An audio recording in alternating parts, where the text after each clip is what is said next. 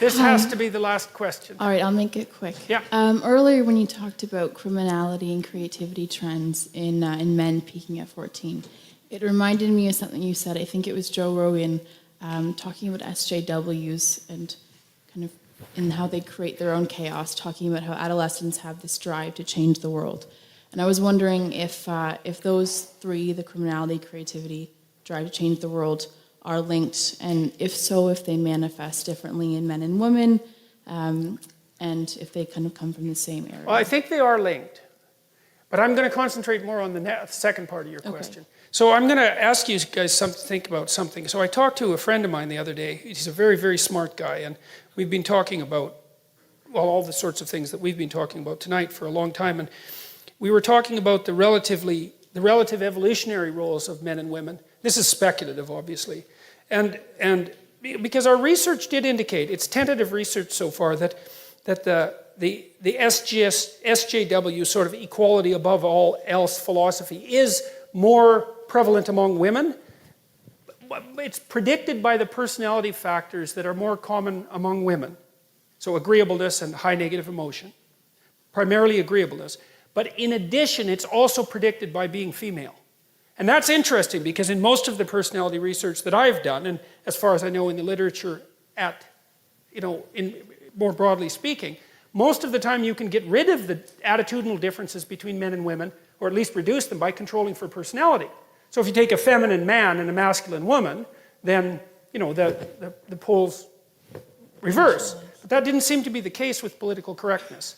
And so I've been thinking about that a lot because, well, men are bailing out of the humanities like mad, and pretty much out of the universities except for STEM. The women are moving in like mad, and they're also moving into the political sphere like mad. And this is new, right? We've never had this happen before, and we do not know what the significance of it is. It's only 50 years old.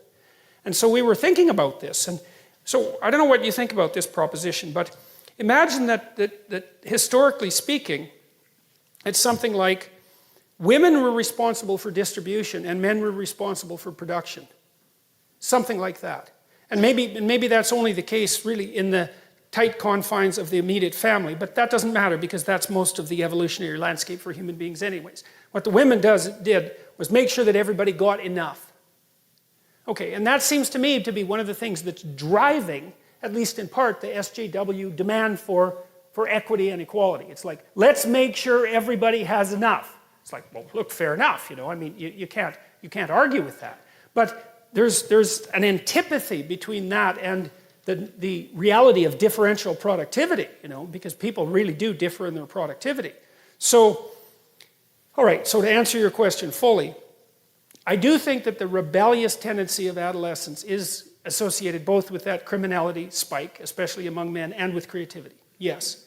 I think that the SJW phenomena is different, and I think it is associated, at least in part, with the rise of women to political power. And we don't know what women are like when they have political power, because they've never had it. I mean, there's been queens, obviously, and that sort of thing. There's been female authority figures, and females have wielded far more power historically than feminists generally like to admit. But this is a different thing, and we don't know what a truly female political philosophy would be like. But it might be, especially if it's not been well examined and it isn't very sophisticated conceptually. It could easily be, well, let's make sure things are distributed equally. Well, yeah, but sorry, that's just not going to fly. Do you think in terms of the West with SJWs, and you talked about last lecture as well, creating chaos when there is none, otherwise it'd be static, do you think there would be any validity in saying that in a country like Canada where we're pretty gender equal, is there any merit to thinking SJWs are trying to create chaos even when there arguably is none on a mass level? Obviously there's still problems. Why would they do that? Otherwise it would be static. And that drive, well, it wouldn't, but I'm just wondering. So I read this quote once, and I don't remember who said it. It might have been Robert Heinlein, for crying out loud, science fiction author. That springs to mind, but it probably wasn't. And the proposition was that men tested ideas and that women tested men. And I kind of like that. There's something about that, And now, obviously, it's an overgeneralization, but we also don't know to what degree women test men sheerly through provocation. It's a lot, because if you want to test someone, you don't have a like little conversation with them. Like you poke the hell out of them and you say, okay, like I'm gonna like go after you and see where your weak spots are. And it seems to me that in this constant protest and use of shame and all of that goes along with this sort of radical movement towards egalitarianism, that there's a tremendous amount of provocation. And God, I'm going to say this too, even though I shouldn't. But I don't believe this, but I'm trying to figure it out. You know, I thought it was absolutely comical when 50 Shades of Grey came out. Eh? I just thought that was just so insanely comical that at the same time, there's this massive political demand for like radical equality and say with regards to sexual behavior, and the fastest selling novel the world had ever seen was S&M Domination, right? It's like, oh well, we know where the unconscious is going with that one, don't we?